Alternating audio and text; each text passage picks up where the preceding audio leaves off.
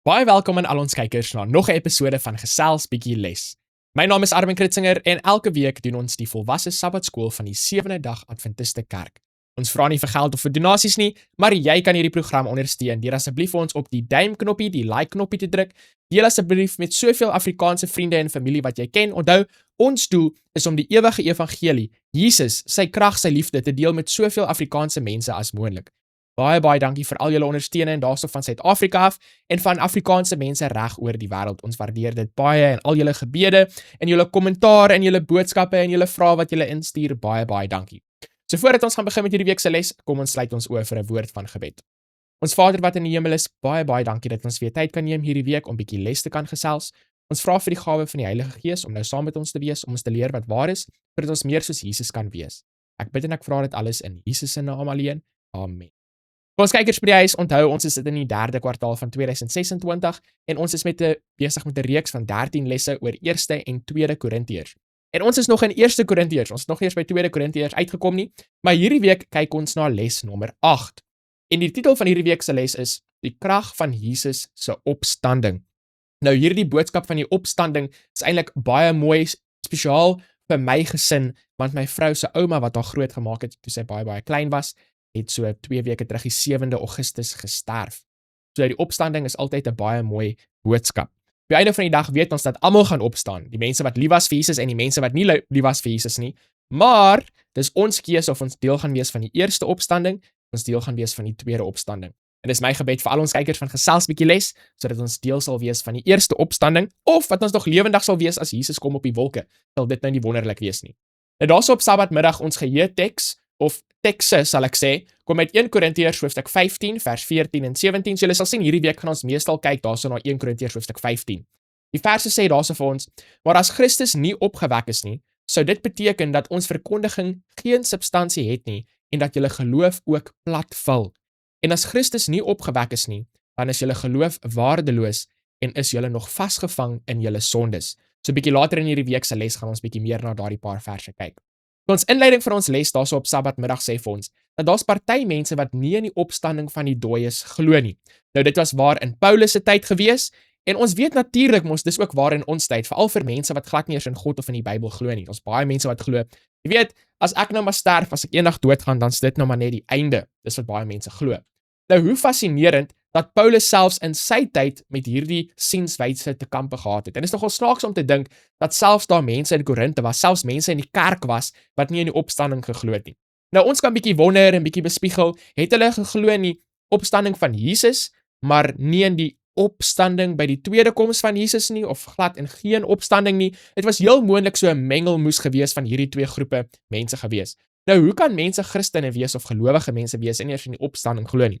Onthou maar net dat hulle het miskien nie so baie Bybelwaarheid gehad soos wat ons vandag het nie. Onthou, hulle het nog nie die hele Nuwe Testament gehad nie. En so baie van hulle was heel moontlik nog bietjie besig om te leer oor hierdie kwessie. So dis nie noodwendig dat hulle nou net sleg was nie. So ons probeer hulle om nou maar bietjie die voordeel van die twyfel te gee in hierdie situasie.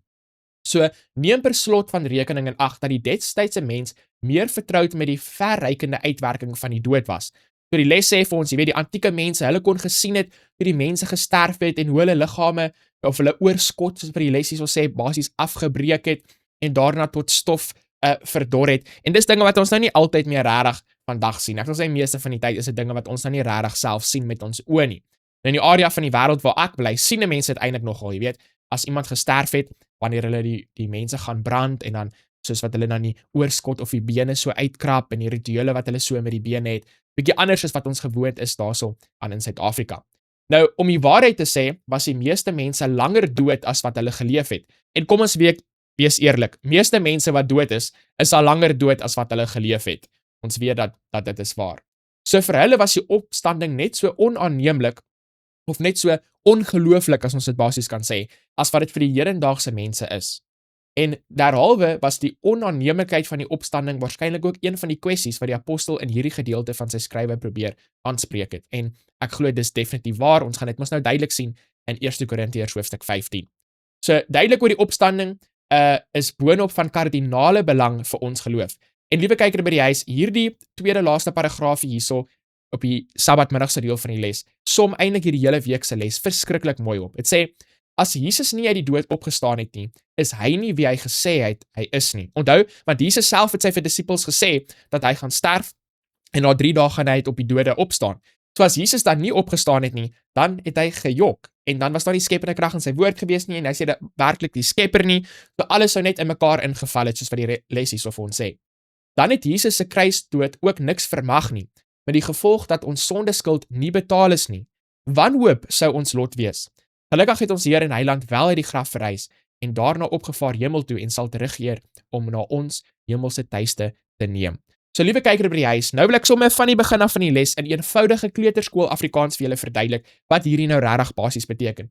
In geval julle dink, "Sjoe, hierdie is nou baie ingewikkelde idees en woorde en teorieë en al hierdie tipe ding." Is eintlik baie eenvoudig.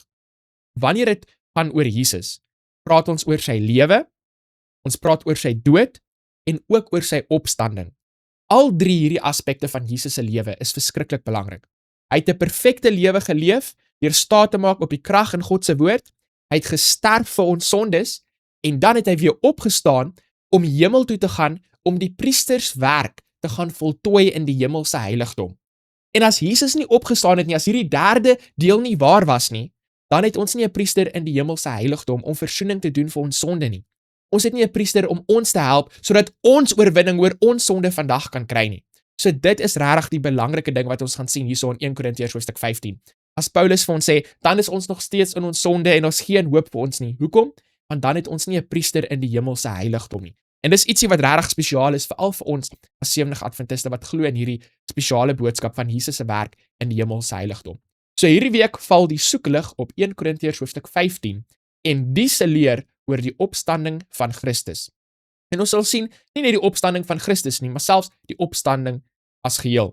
Onder die invloed van die destyds heersende paganistiese wêreldbeskouing het party Korintiese gelowiges die opstanding verwerp. So die lesse hierso vir ons, baie keer was dit die invloed gewees van die wêreld en die mense wat nie in God geglo het nie, wat eintlik die gelowiges gekry het om van hierdie baie belangrike Bybelwaarhede op te gee. En hierso sommer onmiddellik vir ons weer 'n baie belangrike les in ons les hierdie week, les nommer 8. Dit is, ons kan nie toelaat dat ons begrip van Bybelwaarheid geskep of gedraai word rondom die kultuur van die wêreld en wat ander mense sê en dink nie. Ons geloof oor wat waar is en wat reg is, moet gebaseer wees in God se woord alleen. Ons kan nie staat maak op tradisies of hierdie predikant of daai predikant of ek het hierdie op YouTube gesien of my oom of my tannie het hierdie vir my gesê nie. Nee, die skrif, die woord van God moet ons standaard wees wat ons gebruik om te weet wat is waar. Wat is die waarheid van die Bybel, die ware leer van die Bybel. So, in respons hierop bevestig Paulus op die opstanding van Christus as ons enigste verlossingshoop. So weer eens, liewe kyker by die huis, baie keer vir baie Christene in die wêreld, sit hulle verskriklik baie klem op die dood van Jesus. Maar ons weet, dis die lewe van Jesus, die dood van Jesus en die opstanding van Jesus. Al 3 van daardie is verskriklik belangrik. Nou Sondag se titel is om Jesus se opstanding te verkondig. En dis ons nou goeie nuus om ander mense te vertel dat Jesus het opgestaan, ons het 'n redder, ons het 'n verlosser, ons het 'n priester in die hemelse heiligdom wat vir ons intree en ons skoon was van ons sondes. So Paulus begin 1 Korintiërs hoofstuk 15 met 'n fokus op die blye boodskap. En dis presies wat dit is. Dis die goeie boodskap, die blye boodskap, die evangelie. Hy praat van die evangelie, soos wat ek nou net gesê het. En dan gee hy vir ons 4 baie mooi punte hierso. Dit sê vir ons wat hy aan die Korintiërs verkondig het, wat hulle ontvang het, waarin hulle gevestig staan en waardeur hulle gered word. So al 4 daardie in betrekking tot die evangelie wat hy vir hulle verkondig het. So die evangelie was regtig die kernboodskap gewees wat Paulus na die mense daarso toe gebring het. En liewe kyker by die huis, in jou lewe en in my lewe moet dit ook waar wees. Die evangelie moet regtig die kernboodskap wees wat ons aan mense moet bring. En liewe kyker by die huis, ek kan vir julle sê, amper elke liewe dag, wanneer ek met mense sit en ek gesels met hulle oor die evangelie en geloof in God se woord en hoe die Here ons seën en hoe die Here saam met ons is, kan ek sien hoe dit aan die hartsnare, aan die snare van die hart van die mense trek. Ek kan sien dat die mense kan sien dat dit is waar en dit is reg. En mense maak keuses vir Jesus. Dit is wonderlik om te sien hoe die Here in mense se harte werk. So hierdie inleiding berei die leser voor op die materiaal wat in die res van die hoofstuk behandel gaan word en toon hoe onontbeerlik Christus se opstanding vir ons verlossing is. So hierdie onontbeerlik, onthou dit beteken, dit is nie ietsie wat maar, ja, het kan daar wees of het kan nie daar wees nie, nee, dit is ietsie wat noodsaaklik is. Die verlossing is noodsaaklik, 'n opstanding van Christus moet daar wees, anderste is die verlossing glad nie daar nie. Jesus se opstanding is so onlosmaakbaar deel van die evangelie, dat mense jou eie geloof in Christus weerspreek deur dit te ontken. En ons het 'n paar keer verduidelik hoekom dit so is. As Jesus nie opgestaan het nie, dan het hy vir ons gejok, want hy het self gesê hy gaan opstaan. As Jesus nie opgestaan het nie, dan het ons nie 'n priester wat ons kan skoon was van ons sondes nie. Dan sê die les hierso vir ons, kom ons lees 1 Korintiërs hoofstuk 15 vers 1 tot 4 en dan het ons nog 2 stukkies hierso in Lukas en in Romeine. Dan vra die les vir ons, in watter opsigte stem hierdie skrifgedeeltes ooreen. So ons gaan nou hierdie 3 stukkies saam lees en dan moet ons kyk, wat is dit wat hierdie 3 stukke in gemeen het? So kom ons spring weg daarso met ons eerste stukkie in 1 Korintiërs hoofstuk 15 vers 1 tot 4. Broeders, ek maak julle die evangelie bekend wat ek aan julle verkondig het, wat julle ook aangeneem het, waarin julle ook staan, waardeur julle ook gered word as julle daaraan vashou op die wyse waarop ek dit aan julle verkondig het, of julle moet te vergeefs geglo het. En hier is die belangrike deel in vers 3 en 4. Want in die eerste plek het ek aan julle oorgelewer wat ek ontvang het, dat Christus vir ons sondes gesterf het volgens die skrifte. So wat is die basis van sy prediking? Die redes wat hy gee vir wat hy glo is die skrif, dis die Bybel, dis die woord van God. En dat hy, dis nou Jesus, begrawe is en dat hy op die 3de dag opgewek is volgens die skrifte. So die basis van Paulus se geloof is die Bybel, die woord van God. Hoekom? Want ek het al omtrent elke week aan vertel ek en ek verduidelik vir julle oor die skepende krag in God se woord, wat dit onmoontlik maak vir God om te jok.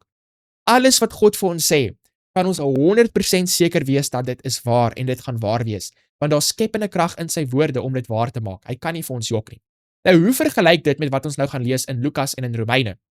In Lukas 24, was nou na die opstanding, en hy sê vir hulle, dit is die woorde wat ek met julle gespreek het, toe ek nog by julle was, dat alles wat oor my geskrywe is, in die wet van Moses en die profete en die psalms vervul moet word. Toe open hy hulle verstand om die skrifte te verstaan. So hier kan ons weer eens sien, dat Jesus het vir hulle baie belangrike waarhede verduidelik, en wat was die basis gewees? Dit was die skrif gewees, dit was die Bybel gewees. Liewe kyker by die huis, asseblief, maak seker dat die Bybel is die basis van wat jy glo, oor die evangelie, oor gebed, oor elke aspek van jou Christelike lewe. Moenie net ietsie glo omdat dit mooi klink of omdat jy dit op Facebook gesien het of ietsie soos dit nie. Die mense jok verskriklik, verskriklik, verskriklik. Die Bybel is waar ons veiligheid kan vind. Dan sien ons in die volgende 2 verse weer, en hy sê vir julle, so is dit geskrywe, en so mis die Christus ly en op die 3de dag uit die dode opstaan, en bekering en vergewing van sondes in die naam verkondig word aan al die nasies, van Jerusalem af en verder. So onmiddellik kan ons sien, in 1 Korintiërs hoofstuk 15, en hierso in Lukas hoofstuk 24, die basis van geloof is die woord van God, die geskrewe woord. Dan in Romeine hoofstuk 1, vers 1 tot 4, Paulus, 'n diensknegt van Jesus Christus, 'n geroepe apostel, afgesonder tot die evangelie van God, wat hy tevore beloof het, deur sy profete, waar? In die heilige skrifte. Weereens hierso in Romeine sluit aan by Lukas en by 1 Korintiërs, deur die skrif te gebruik as die basis van ons geloof. Nou vir al liewe kyker by die huis, jy sal sien dat in die les praat hulle veral oor die profesie. Dit is iets wat ek verskriklik baie hou van die Sewende Dag Adventiste Kerk, is die klem wat hulle behoort te lê op profesie. Dis nie dat die Bybel profesie soos Daniël 2 en Daniël 7 en 9 en 8, dat dit ons red van ons sondes nie. Maar dis daai Bybelprofesie wat regtig vir ons wys dat die Bybel is spesiaal, dis nie net 'n gewone boek nie, dat God bestaan, jy kan die Bybel vertrou. Dit is die fondasie van ons geloof waarop ons bou. Die woord van God is die rots waarop ons bou. Die geskrewe woord, die lewende woord Jesus, dis waarop ons moet bou. Ons sê dit vir ons hierso in vers 3 en 4.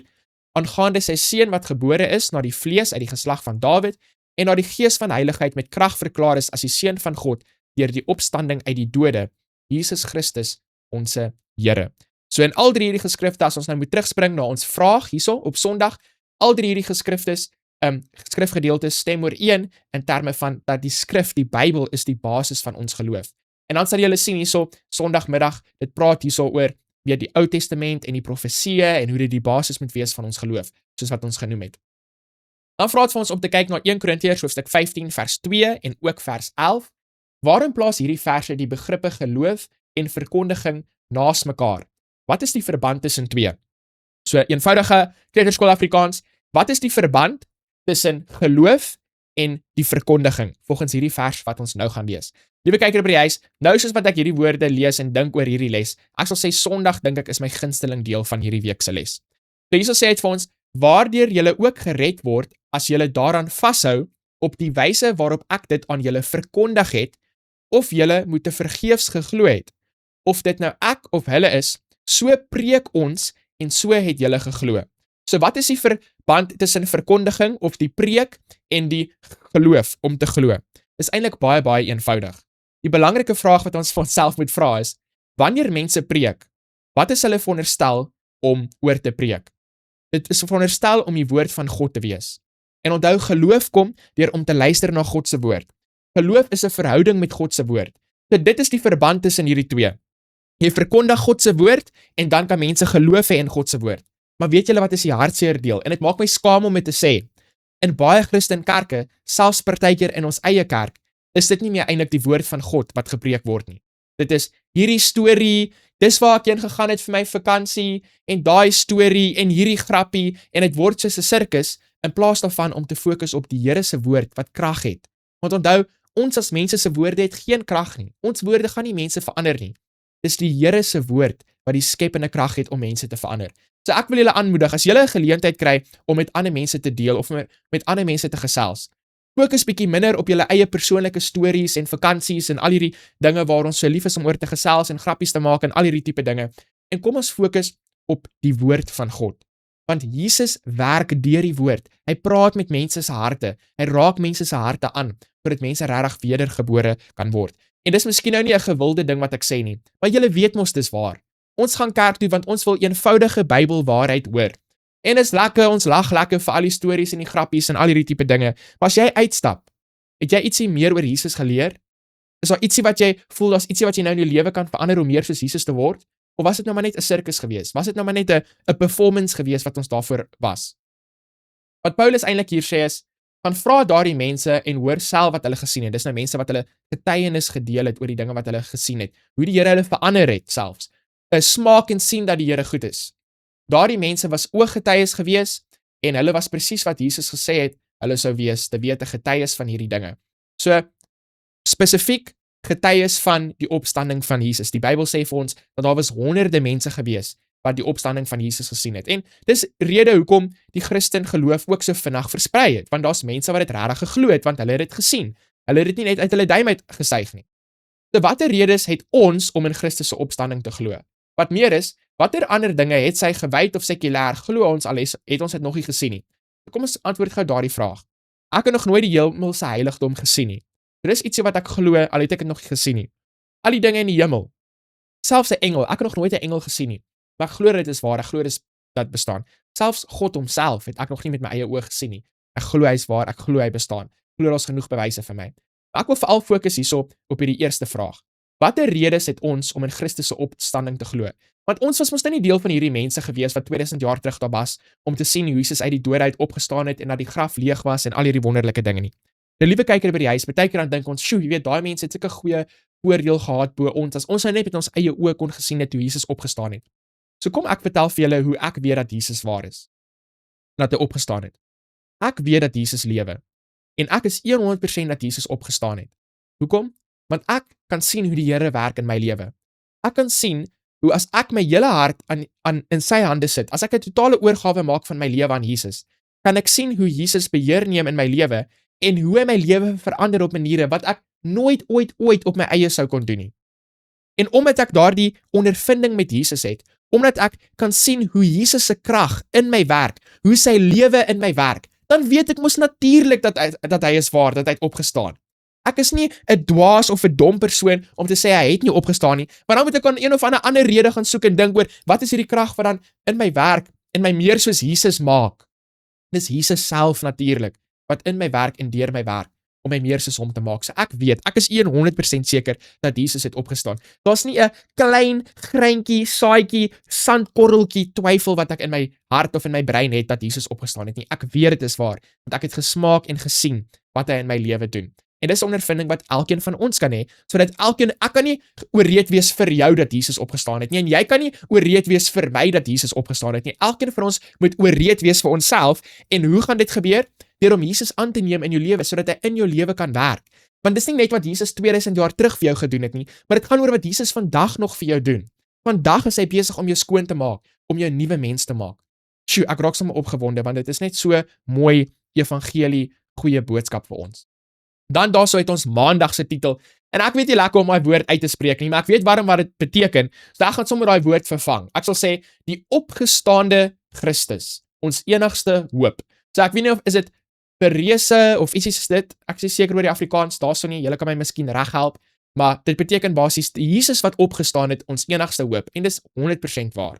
In 1 Korintiërs hoofstuk 15 vers 9 tot 19, verduidelik Paulus watter ernstige en aaklige gevolge die ontkenning van die opstanding inhou. Daarsonder het die gelowige geen hoop in die Here, wat nog te sê van 'n toekomshoop nie. Ons gaan oor 'n rukkie gaan ons praat hoekom dit nou so is. Weet hoekom dit nou eintlik so is. So kom ons lees 1 Korintiërs hoofstuk 15 vers 9 tot 19. Wat is ons kwyt as Christus nie uit die dood opgewek is nie? So kom ons kyk na daardie verse. Is nou 'n hele paar verse. Want ek is die geringste van die apostels, wat nie werd is om 'n apostel genoem te word nie, omdat ek die gemeente van God vervolg het. Maar deur die genade van God is ek wat ek is, en sy genade aan my was nie te vergeefs nie. Maar ek het oorvloediger gearbei as hulle almal, nogtans nie ek nie, maar die genade van God wat met my is. Of dit nou ek of hulle is, so preek ons en so het julle geglo. As dit dan gepreek word dat Christus uit die dode opgewek is, hoe sê sommige onder julle dat daar geen opstanding van die dode is nie? As daar geen opstanding van die dode is nie, dan is Christus ook nie opgewek nie. En as Christus nie opgewek is nie, dan is ons prediking vergeefs en vergeefs ook julle geloof. En dan word ons valse getuies van God bevind, omdat ons teen God getuig het dat hy Christus opgewek het. Wat hy nie opgewek het nie, ten minste as die dode nie opgewek word nie. Want as die dode nie opgewek word nie, dan is Christus ook nie opgewek nie. En as Christus nie opgewek is nie, dan is julle geloof nutteloos, dan is julle nog in julle sondes, dan is ook die wat in Christus ontslaap het, verlore. As ons net vir hierdie lewe op Christus hoop, dan is ons die elendigste van alle mense. So hierso verduidelik hy basies vir ons in hierdie 10 of so verse wat ons nou net gelees het, dat as Jesus nie opgestaan het nie, dan is ons nog steeds in ons sondes. En 'n oomblik terug het ek verduidelik hoekom dit so is. Want dit gaan nie net oor sy lewe nie, dit gaan nie net oor sy dood nie, maar hy moes opstaan sodat hy daardie priestersamp kon gaan voortneem en aanneem in die hemelse heiligdom om ons skoon te was van ons sonde. En behalwe dit, as hy nie opgestaan het nie, dan is daar nie iemand om ons daardie krag te gee nie. Nie net om ons skoon te was in die heiligdom nie, maar nie iemand om vir ons daai krag te gee om oorwinning te hê in ons lewe nie. Ons sal letterlik vasgevange wees in ons sonde, nog steeds gelewe het volgens ons eie krag. Daar was dan geen Christus gewees nie, geen lewende woord gewees nie. Dit sou verskriklik hartseer gewees het. En as Jesus dan nie opgestaan het nie, en as die opstanding nie waar is nie, dan beteken dit regtig dat wanneer ons eendag sterf, is dit die einde. Dis die einde van ons storie. Nou die ding is, as Jesus opgestaan het en Jesus het vir ons gewerk in die hemelse heiligdom as ons priester en al hierdie tipe dinge en hy het ons oorwinning gegee oor ons sonde, sal ek, my persoonlike opinie sal wees, al was daar nie 'n tweede opstanding vir ons gewees nie, al het net Jesus opgestaan en hy gee in hierdie lewe vir my die geleentheid om oorwinning oor sonde te hê in hierdie lewe, weet julle wat, my persoonlike opinie is, dit sou nog steeds vir my die moeite werd gewees het. As daar Jesus was net in hierdie lewe vir my op hierdie aarde, dat ek oorwinning kan hê oor sonde in my lewe in hierdie wêreld en saam met Jesus kon lewe, net hierdie een lewe, al is dit nou net 60 jaar of 50 jaar of 70 jaar of wat ook al, ek sou liewer nog steeds saam met Jesus gewandel het as om in die wêreld te wandel. Maar die argument wat Paulus hierso maak in Korintiërs is dat as Christus nie opgestaan het nie, dan het jy nie eers iemand in hierdie wêreld, in hierdie 50, 60, 70 jaar om jou oorwinning oor sonde te gee nie. Dan het jy regtig niks hoop nie. Jy gaan 'n slaaf wees van sonde wat gaan aanhou elke liewe dag om in jou sondes te val oor en oor. En dan wat daar basies vir jou is om te doen is eet en drink en sterf. Gaan net dood. Dis dan basies alwaar dit vir jou sal gaan. Daar's basies geen hoop op enigiets wat moois is of enigiets wat regtig belangrik is in daardie tipe sin nie. So die les sê hierso vir ons, weet, hy sê, as Christus nie uit die dood uit opgestaan het nie, dan sou hulle almal ook leenaars gewees het, want natuurlik het hulle vir die mense vertel van Christus se opstanding, al weet, al die getuies, almal van hulle sou net leenaars gewees het. So sonder die liggaamlike opstanding is beide ons geloof en die prediking sonder inhoud. Weet, daar sou nie goeie nuus gewees het wat ons met ander mense kon gedeel het nie. En dan weet, vir al die slim mense, die les gaan nou weer hierso in die Griekse woord in, sonder inhoud, die Engels in die King James sê empty. En weet julle wat, as julle net daai sonder inhoud of leeg of empty lees, gaan julle vir ons normale mense, wat nou nie, weet, 50 ure in die Grieks wil gaan spandeer nie, sonder inhoud, leeg, empty, is genoeg om mooi te verstaan wat dit beteken. Sonder Jesus wat opgestaan het, sou ons hele lewe sonder inhoud gewees het. Dit sou leeg gewees het. Dit sou empty gewees het. Alles wat ons doen, ons prediking, alles sou leeg gewees het. Daar sou niks gewees het nie. So ek dink die Afrikaans is mooi eenvoudig genoeg vir ons om te verstaan. So wat die spesifieke betekenis ook al is, kom geloof sonder die opstanding op nutteloosheid neer. Die oorspronklike Grieks is, en dan gaan hulle weer daar so in die Grieks in, vir al die slim mense, geniet dit, maar vir ons normale mense, dit beteken maar net basies niks. Dit is 'n jokstorie basies, dis ietsie wat leeg is. Dan vra die les hierso vir ons 'n baie belangrike vraag. Ons sal hierdie vraag weer sien op Vrydag, een van ons besprekings vra, die laaste ene. Watter sin het 1 Korintiërs hoofstuk 15, dis nou die opstanding, as die afgestorwenes se siele direk na die dood hemel of hel toe gaan? Waarom is dit derhalwe so belangrik dat ons die leer oor die dooies reg verstaan? Naamlik dat dit in werklikheid soos 'n slaap is. So kom ons praat 'n bietjie hierso oor die toestand van die dode, want hierdie is 'n baie belangrike vraag wat hulle hierso vir ons vra aan die einde van Maandag. Kyk, as iemand in Jesus glo en hulle sterf en hulle gaan onmiddellik hemel toe, soos wat meeste van die mense in die Christenwêreld glo, dan wat is die doel van die opstanding? Hoekom is dit nodig vir Jesus om aarde toe te kom om mense uit die dode uit op te wek, as hulle dan gesterf het en onmiddellik hemel toe gegaan het en reeds saam met hom in die hemel is? Dit maak ons nou glad nie sin nie. En so, die wille ding, as 'n mens eintlik daaraan dink is, soos wat daar in Korinthe mense was, wat nie in die opstanding geglo het nie, so is daar eintlik baie mense in die Christenkerk vandag, ons sal sê, meeste mense in die Christenkerk vandag, wat miskien sê hulle dat hulle glo in die opstanding, maar wat hulle eintlik prakties besig is om vir mense te sê en te leer, werk eintlik heeltemal teen die opstanding. Want as hulle vir mense sê, weet, as iemand sterf, as 'n gelowige sterf, gaan hulle direk hemel toe, dan is dit nie nodig vir 'n opstanding nie. Want hulle is klaar in die hemel, saam met Jesus. Hulle is klaar in die paradys. Dis nie nodig vir 'n opstanding, as hulle mos nou klaar in die hemel is nie. So ons moet besef, dat die toestand van die dode, is 'n baie belangrike onderwerp vir ons om te verstaan. Jy weet, baie keer dan dink mense, ag, dit maak ons nou nie regtig saak nie. Gaan nou hemel toe, of gaan eers later hemel toe, wat maak dit nou eintlik saak? Dit maak baie saak.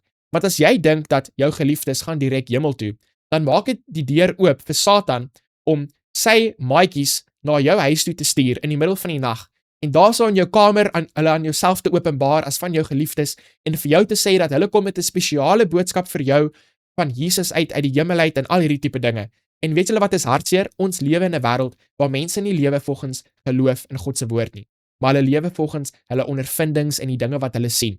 So uit van die Bybel, en die Bybelwaarheid oor die gebooie en die Sabbat, en nou glo hulle net hulle oupa of hulle ouma of hulle oom of hulle tannie of wie ook al nou daar staan hulle verskyn het in hulle kamer, en dit was eintlik spiritualistiese leuns gewees van die duiwel.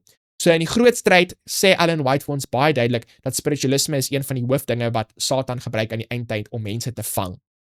So onthou, die dood is soos 'n slaap. Wanneer iemand sterf, maak hulle oogies toe, en hulle weet glad nie wat aangaan van enigiets nie. Die volgende oomblik wat hulle weet, as hulle oë oopmaak, is dit die koms van Jesus. Of sy tweede koms, aan die begin van die 1000 jaar, of sy derde koms aan die einde van die 1000 jaar, saam met 'n stad. En ek hoop ons gaan almal deel wees van sy tweede koms aan die begin van die 1000 jaar. Nou Dinsdag se titel sê, Christus, die eersteling uit die wat gesterf het. As Jesus nie lewe nie, soos wat ons al hele paar keer gesê het in die les, is al die gelowiges se toekomsverwagtinge selfbedrog. Maar nee, God het vir Christus weer laat lewe, dit is seker.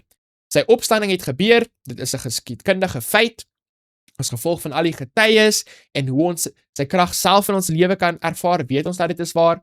Gevolglik het ons die versekering dat elkeen wat in Christus gesterf het, by sy wederkoms uit die dode opgewek sal word. En ek bedoel, kom ons wees eerlik, lieve kyker by die huis, dis iets wat ons almal na uitsien, dis baie goeie nuus. As 'n Christen moet ons nie lewe asof hierdie wêreld net ons enigste lewe en ons enigste hoop is nie. Daar is ietsie meers. En hoe kan ek daai versekering hê van die ewige lewe? Om 'n totale oorgawe van my lewe aan Jesus te maak. Laat Jesus in beheer wees van jou lewe. Moenie jou eie gedagtes, jou eie krag en jou eie idees bo Jesus instel nie. Nou kom ons kyk na 1 Korintiërs hoofstuk 15 vers 20 tot 23. Ons het mis klaar tot vers 19 gelees, so nou beweeg ons verder aan. Let op die uitdrukking as eersteling uit die wat gesterf het. Wat beteken dit? Sê vir ons, maar nou Christus is opgewek uit die dode. Hy het die eersteling geword van die wat ontslaap het. Want aangesien die dood deur 'n mens is die opstanding van die dode ook deur 'n mens. Want soos hulle almal in Adam sterwe, so sal hulle ook almal in Christus lewend gemaak word. Maar elkeen in sy eie orde. As eersteling Christus, daarna die wat aan Christus behoort by sy koms. Liewe kyker by die huis, hierdie vers 23 maak die toestand van die dode daarom ons nou maar so duidelik. Dit sê duidelik hierso vir ons dat Jesus is die eersteling. Dit beteken, hy is soos die voorbeeld. Hy is die eerste een wat vooraf gaan, die hoof ene wat werklik die opstanding moontlik maak vir almal. En dan sê dit vir ons, wanneer gaan die ander opgewek word? Dit sê, daarna, die wat aan Christus behoort. Wanneer? By sy koms. Dit is wanneer hulle gaan terugkeer na die lewe toe. Dis wanneer hulle opgewek gaan word. Die les sê hierso vir ons, as teken dat hierdie bose era tot 'n einde gebring sal word, kom die liggaamlike opstanding van diegene wat in Christus gesterf het. In sy hoedanigheid as die laaste Adam, sal Jesus die koninkryk aan die Vader terugbesorg, deur God die Vader se koningskap oor die aarde in ere te herstel. Dis daarom 'n baie mooi gedagte. Dan hierso het ons 'n interessante paragraaf hierso in die middel van die les hierso. En daar's baie mense, dit laat hulle nou regtig kop krap. So ek gaan die beste van my vermoë probeer om dit vir julle so eenvoudig as moontlik te verduidelik soos wat ek dit verstaan. In 1 Korintiërs hoofstuk 15 vers 29 en 34 sit Paulus die gedagtegang voort dat die ontkenning van Christus se opstanding dwaasheid is. Hy illustreer sy argument dat die doop op sigself 'n simbool van die gelowige wat saam met Christus se sterwe gekom het en herleef het. So is dit sinneloos om die opstandingswerklikheid te ondermyn. Wat die mense so dan laat kopkrap, is die uitdrukking waar hy sê, wat hulle verdooies laat doop. Wat bedoel Paulus daarby? Nou hierdie, wat hulle verdooies laat doop, jy kan sien hierso, hierdie is seker die Nuwe Afrikaanse Bybel of ietsie soos dit. As jy kyk na die 33-53 vertaling, dan sê dit, wat hulle vir die dode laat doop. Nie vir die dooies nie, maar vir die dode. Dit beteken nie dat die dode is noodwendig die mense dode nie, maar die dode in terme van die dood. En ek dink as jy mense dit in die Engels lees, dan sien mense dit selfs nog baie duideliker. So in eenvoudige kleuterskool Afrikaans, hoe ek hierdie gedeelte baie eenvoudig verstaan is. Onthou, hierdie hele konteks van hierdie hoofstuk gaan oor die opstanding en mense wat nie glo in die opstanding nie. En hy probeer hierso 'n voorbeeld gebruik. Hy sê, julle het mos julleself laat doop. Wanneer julle julleself laat doop het julle julleself laat doop vir die dode. Dit beteken, die oomblik toe jy afgegaan het in die water, dit simboliseer die oomblik toe jy gesterf het. Jy het jouself laat doop, jy het gesterf vir jouself. Dis waaroor die doop gaan. Dis vir die dode, jy sterf vir jouself. Maar hierso kom die belangrike deel wat hy nou vir hulle probeer leer is. As julle dan glo dat die opstanding is nie waar nie, dan hoekom het die predikant jou nou weer uit die water uit opgelig? Die feit dat hy jou uit die water uit opgelig het, wys mos nou duidelik vir julle, jy het gesterf vir die ouwe mens, en jy het herleef, jy het opgestaan uit die dode uit, en jy is 'n nuwe mens. Anderste, op jou doopdag, moet jy basies daar so voor gaan staan in die doopbad, en die predikant moet jou vat, en hy moet jou afvat in die water, en hy moet jou net daar los. En jy moet glad nie uit die water uit opkom nie. So hy sê hierso, julle het julleself laat doop tot die dood, af vir die dooies, vir die dode, jy het afgegaan in die water, en nou soos wat jy dan uit die water uit opkom, net soos wat toe Jesus gedoop was, hy het afgegaan en hy het opgekom uit die water uit, dit verteenwoordig die opstanding, die herlewing, dat jy sterf nie net vir jouself nie, maar daar's 'n opstanding, daar's 'n nuwe lewe wat kom. Dis die voorbeeld wat hy hierso gebruik. So, party mense kop krap hier oor, vir my is dit nou nie 'n super ingewikkelde ding nie, dis hoe ek het verstaan, dit maak vir my sin. Die les probeer vir ons iets hierso verduidelik wat 'n bietjie dieselfde is as wat ek hierso verduidelik het. Ek dink ek vat dit miskien 'n stappie verder. Die les sê hierso vir ons, jy weet, mense laat hulle self basies doop sodat hulle eendag opgewek kan word en jy weet, hulle afgesterde geliefdes kan sien of ietsie soos dit. Dit klink 'n bietjie ingewikkeld vir my, jy weet, ek is nie slim genoeg vir al hierdie goeters nie, maar soos wat ek het vir julle verduidelik het, die mense laat doop hulle tot die dood. Dit beteken hulle gaan om hulle self te doop om te simboliseer dat hulle sterf vir die ou mens. En dan kom hulle uit die water uit wat die opstanding simboliseer. En selfs met daai verduideliking wat ek dan gee, sal hierdie paragraaf soos wat die les het vir ons verduidelik nog steeds waar wees. Want as iemand regtig in Jesus glo en dit hulle self laat doop, dan gaan hulle nog steeds eendag opgewek word en hulle sal hulle geliefdes sien. So ek dink nie wat Paulus bedoel daarso dat hulle het hulle self laat doop vir hulle geliefde dooies of ietsie soos dit nie. Ek dink dat hy praat spesifiek van hulle self, hulle eie self se dood. Hulle sterf in die graf, die watergraf, en hulle word herlewe. Hy probeer vir hulle wys, dit wat julle al reeds gedoen het, toe julle gedoop was, wys op die opstanding, en nou maak julle asof die opstanding nie waar is nie. En dan ten tweede, wat baat dit, jy waag jou lewe vir die evangelie sonder die opstanding? Dan sou dit beter wees om liewers 'n lewe van singenot te lei. So soos wat ek voorheen genoem het in die les, dit sou beter wees om 'n lewe van singenot te lei as Jesus glad nie opgestaan het nie en ons geen oorwinningskrag of ietsie soos dit nie. Maar ek het gesê, as daar oorwinningskrag oor sonde vir ons was, al was daar nie 'n opstanding vir my persoonlik gewees nie, so ek nog steeds liewer 'n lewe saam met Jesus gelewe het. Al was dit nou maar net vir 50, 60 jaar, as om sinsgenot te hê. Ek dink glad nie dit is waar dat, jy weet, as daar krag vir jou was saam met Jesus vir 50, 60 jaar, dat jy moet liewer nou maar net in sonde gaan lewe, dit sou 'n beter lewe vir jou gegee het nie. Ek dink glad nie dis waar nie. So bepeins Paulus se woorde in 2 Timoteus hoofstuk 1 vers 12. Hoe kan hy so seker van die toekoms wees en hoe kan ons wees? So kom ons maak daai vers oop sodat ons mos nou kan sien wat hy vir ons wil sê. Om hierdie rede lei ek ook hierdie dinge, maar ek skaam my nie, want ek weet in wie ek geglo het en ek is oortuig dat hy mag het om my pand te bewaar tot die dag toe. So hoekom is Paulus so seker van die toekoms? Want hy het ondervinding met Jesus in die verlede, hy het ondervinding met Jesus in sy teenwoordige lewe en daarom het hy vertroue in die toekoms. So hoe kan ons dan hierdie selfde vertroue in Jesus hê? Baie eenvoudig. Deur om vandag 'n ondervinding met Jesus te hê, gaan vir jou vertroue gee dat Jesus ook saam met jou in die toekoms kan wandel. Die oorwinnings wat hy vir jou vandag gee, waarborg nie vir jou oorwinnings vir môre nie, maar dit gee vir jou vertroue dat soos wat hy jou vandag gehelp het, gaan hy jou ook môre kan help. So, as jy nie vandag 'n ondervinding met Jesus het nie, dan is dit baie moeilik vir jou om te vertrou dat hy jou gaan help in die toekoms. Want jy het niks om op te bou nie, jy het niks om op staat te maak nie. Maar as jy daai ondervinding met hom het, of ondervinding met sy woord het, dan het jy ietsie waarop jy bou, stappie vir stappie, en jy het hierdie vertroue dat hy jou môre ook gaan help. Woensdag se titel is dan weer eens daai moeilike Afrikaanse woord wat ek nie weet om uit te spreek nie. Ek is regtig baie jammer julle, maar ek weet wat dit beteken. Dit beteken die opgestaande liggaam uit die dood, die verreëse liggaam uit die dood. In 1 Korintiërs hoofstuk 15 vers 35 tot 39 bespreek Paulus presies die verreëse liggaam uit die dood. Hierdie afdeling begin hy deur 2 vrae te stel. Hoe word die dooies opgewek en watter soort liggaam sal hulle hê? En dan antwoord hy hierdie vraag vir ons in vers 36 tot 49. So ons gaan nou lees hierso 1 Korintiërs hoofstuk 15 vers 36 tot 41 en hoe beantwoord dit hierdie vraag in vers 35? En dis die vraag wat hulle basies vir ons hierso gestel het in die eerste paragraaf. Hoe word die dooies opgewek en watter soort liggaam gaan hulle hê? So kom ons kyk na daai verse sodat ons nou ons antwoord kan kry. Dwaase mens, wat jy saai word nie lewendig as dit nie gesterf het nie. En wat jy saai nie die liggaam wat sal word nie, maar 'n blote korrel, byvoorbeeld van koring of van iets anders. Maar God gee dit 'n liggaam soos hy gewil het, en aan elkeen van die saadkorrels sy eie liggaam. Alle vlees is nie dieselfde vlees nie, maar die vlees van die mens is anders as die vlees van vee, en die van visse anders as die van voëls. En daar is hemelse liggame en aardse liggame, maar die heerlikheid van die hemelse is anders as die van die aardse. Anders is die heerlikheid van die son en anders die heerlikheid van die maan en anders die heerlikheid van die sterre, want die een ster verskil in heerlikheid van die ander ster. So kom ons antwoord dan daardie vraag in vers 35. So, hoe gaan die Here ons opwek? Wel, die illustrasie wat Paulus hierso gebruik is, dis soos 'n saadjie.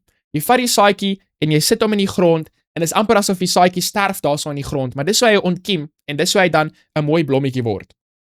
So dis basies ons. Wanneer ons sterf, van ons liggame word dit stof in die grond en dan gaan Jesus eendag terugkom en hy gaan ons opwek uit daardie stof uit. Nou, moet hy presies dieselfde atome en elemente gebruik, weet, om jou liggaam te maak? Nee, natuurlik nie. Ons hoef nie daardie tipe beperkings op Jesus te stel nie. Weet, partykeer dan wonder mense, weet, wat as iemand deur 'n haai geëet is of deur 'n leeu aangeval is of hoe gaan die Here daai persoon opwek?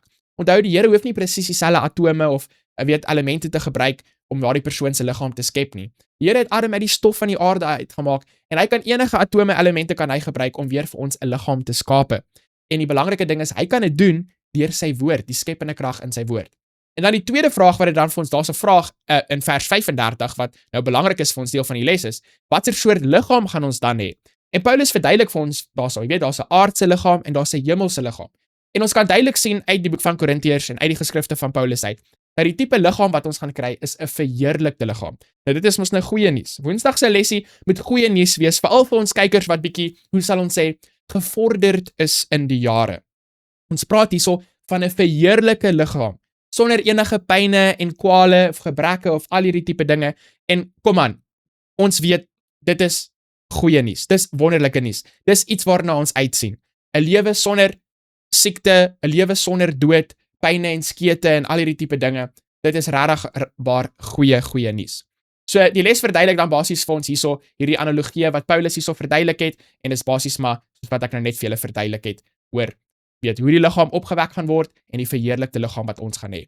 So hierdie idee blyk ook uit 4 kontrasterende eienskappe rakende ons teenswoordige en toekomstige liggame. Eersgenoems is aards, verganklik, swak en natuurlik. So hierdie 4 dinge klink nie so lekker nie. Maar wat klink baie beter? 'n Hemelse liggaam, 'n onverganklike liggaam, kragtig en geestelik.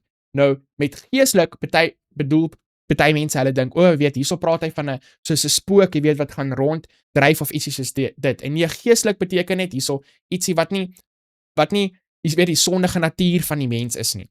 Ietsie wat gefokus is op Jesus en weet wat waar is en wat reg is. Want onthou, op hierdie aarde kan ons oorwinning oor sonde hê. Maar ons het nog steeds 'n sondige liggaam. So wat beteken dit in eenvoudige kleuterskool Afrikaans? Solank as wat jy lewe op hierdie aarde voor die tweede koms van Jesus, gaan jy elke liewe dag met versoekings te maak hê. Maar hier is die belangrike dingetjie wat jy moet onthou. Jy hoef nooit te verloor in daardie stryd met versoekings nie. En dis die groot verskil tussen die ware evangelie en die valse evangelie. Ons almal stem saam dat ons gaan versoekings hê totdat Jesus eendag gaan terugkom. Maar party mense, meeste van die mense in die Christen wêreld sê vir jou, jy gaan versoekings hê totdat Jesus eendag terugkom en jy gaan net toegee tot daai versoekings want jy's 'n mens en jy's swak en al hierdie tipe dinge. Maar die ware evangelie sê vir ons dat jy gaan versoekings hê totdat Jesus eendag gaan terugkom as gevolg van jou sondige natuur.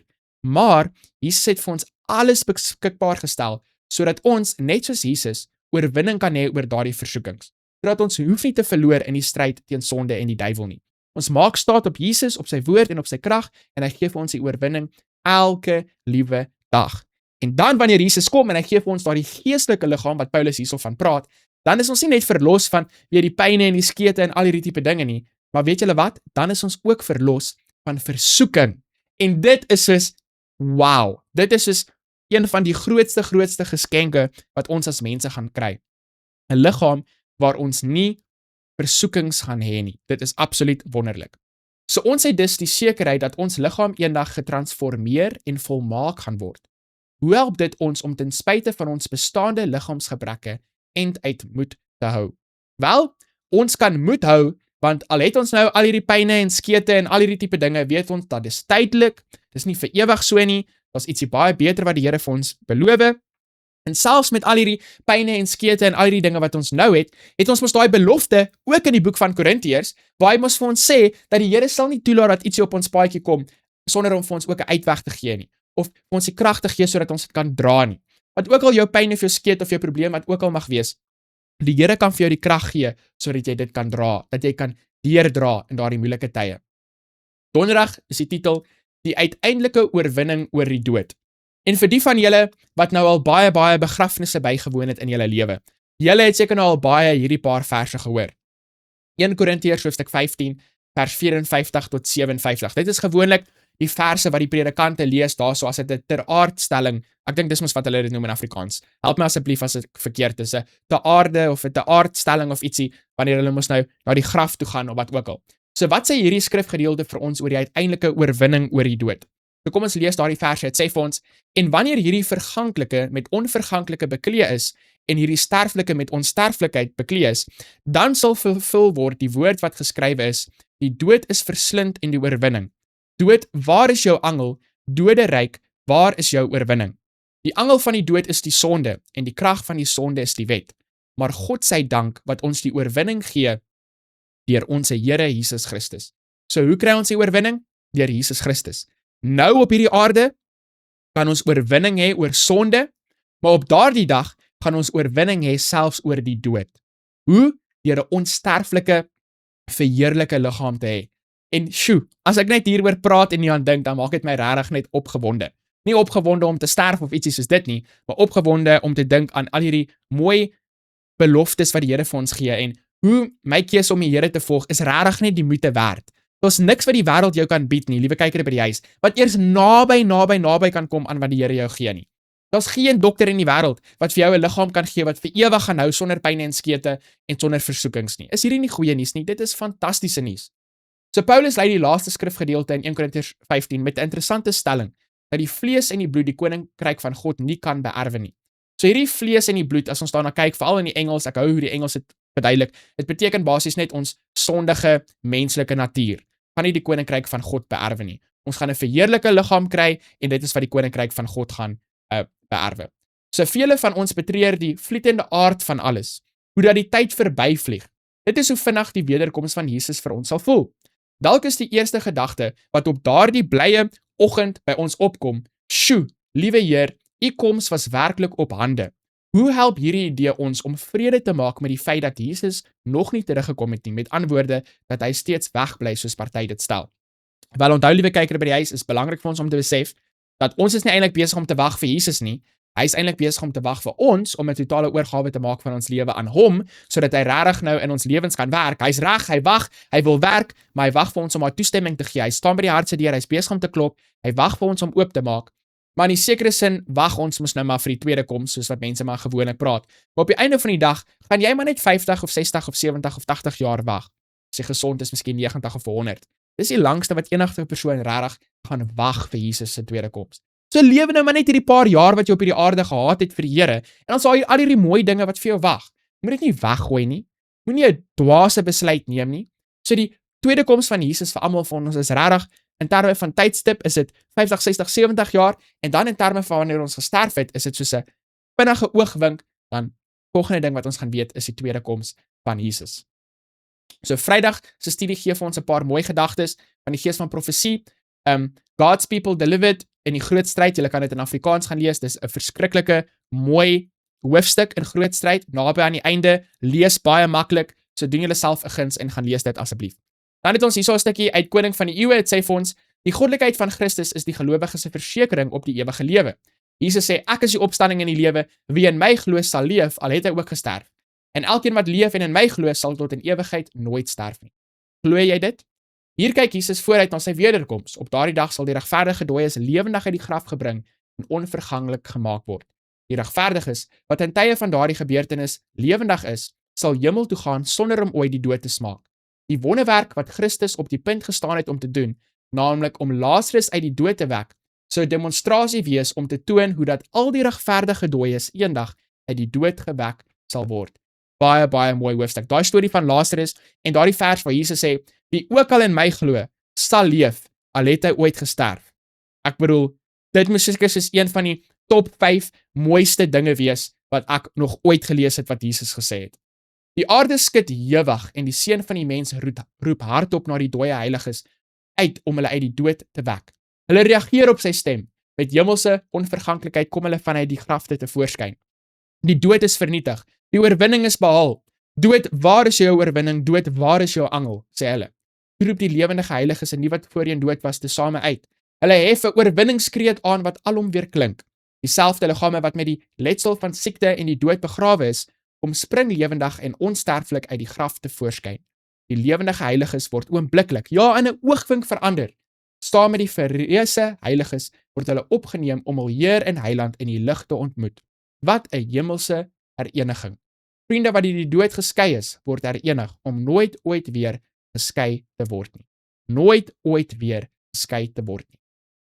Kom ons kyk na ons 4 besprekingsvrae. Die eerste een op Vrydag sê vir ons: dink 'n bietjie aan diegene wat ooggetuies van Jesus se opstanding was. Hoe kan ons, wat ongeveer 2000 jaar na hierdie gebeurtenis leef, dan getuies van sy opstanding wees? En ons het reeds daaroor gesels vroeër in die les. Ons kan getuies wees van sy opstanding dat Jesus leef, deur om hom aan te neem in ons lewe, sodat hy in ons en deur ons kan werk, en soos wat sy krag en sy lewe jou dan verander, dan weet jy 100% kan jy seker wees dat hy lewe, dat hy het opgestaan uit die dode uit. Vraag nommer 2.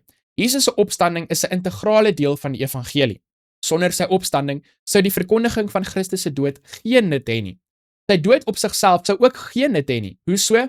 Wat sê jou antwoord hierop aangaande die krag van Jesus se opstanding?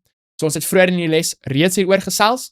Hoekom sou daar geen nut vir ons gewees het nie? Want dan het ons nie 'n hemelse priester gehad in die heiligdom daarbo nie. Ons het nie 'n middelaar gehad nie. Ons het nie 'n advokaat gehad in die oordeel nie. So ons sou letterlik hopeloos gewees het. Dan nommer 3. Let op Paulus se belangwekkende verklaring. As die dooies nie opgewek word nie, laat ons eet en drink, want môre sterf ons. Dink 'n bietjie daarna oor. Wat is die punt? As die dooies nie opgewek word nie, spesifiek as Jesus nie opgewek word nie, dan is daar niemand om vandag vir ons oorwinning te gee oor sonde in ons lewe nie. Ons is net slawe van sonde. So op die einde van die dag sou ons dan nie eers 'n keuse gehad het nie. Jy kan nie net sê, okay, dan sou ek nou maar liewer sonde gekies het nie. Nee, jy sou in elk geval vasgevang gewees het in jou sonde. Daar sou geen punt gewees het van lewe sonder Jesus as Jesus nie gelewe het nie. Alles sou net in mekaar ingeval het. Dit is nie eers ietsie wat ek in my gedagtes en my verbeelding aan kan oordink nie. Dan nommer 4, ook 'n vraag wat ons voorheen gesien het in hierdie week se les, die toestand van die doodes. As die dooies nou regtig onmiddellik hemel toe gaan wanneer hulle sterf, dan is daar mos nou nie 'n rede vir die opstanding nie, want hoekom sal Jesus wil terugkom om mense op te wek wat dan reeds in die hemel is? So dis hoekom dit so belangrik vir ons om die korrekte Bybelwaarheid te verstaan oor die toestande van die dode. So liewe kyker by die huis, as jy nou alles gemis het waaroor ons hierdie week gepraat het in hierdie week se les, en jy voel hierdie les is 'n bietjie ingewikkeld, want ja, dit is bietjie meer ingewikkeld as 'n bietjie van die ander lesse wat ons gedoen het hierdie kwartaal. Hierso is 'n eenvoudige kort opsommingkie vir jou, sodat jy ook ietsie uitgekry het. Wanneer ons praat oor Jesus, moet ons praat oor sy lewe, sy dood en sy opstanding. Al 3 daardie aspekte van sy lewe is verskriklik belangrik vir die evangelie en wat Jesus vir jou en vir my doen. En ongelukkig in die wêreld vandag, selfs in die Christenwêreld, fokus mense net baie op die sterfte, op die dood van Jesus. Nie oor hoe hy gelewe het of hoe ons hoef te lewe nie, en ook nie oor sy opstanding en wat hy nou besig is om te doen nie. Baie mense het nie 'n idee wat Jesus nou besig is om te doen nie. Hulle dink hy's nou maar daar in die hemel, speel 'n harp of bou 'n huis of 'n paleis vir ons of ietsie soos dit. Maar nee, ons weet die Bybelwaarheid dat hy is ons middelaar in die hemel. Hy's besig vir ons om in te tree. So die opstanding waarheid vir Jesus is baie belangrik en dan ook vir ons, dat daar's hoop vir ons, dat hierdie wêreld is nie die einde nie.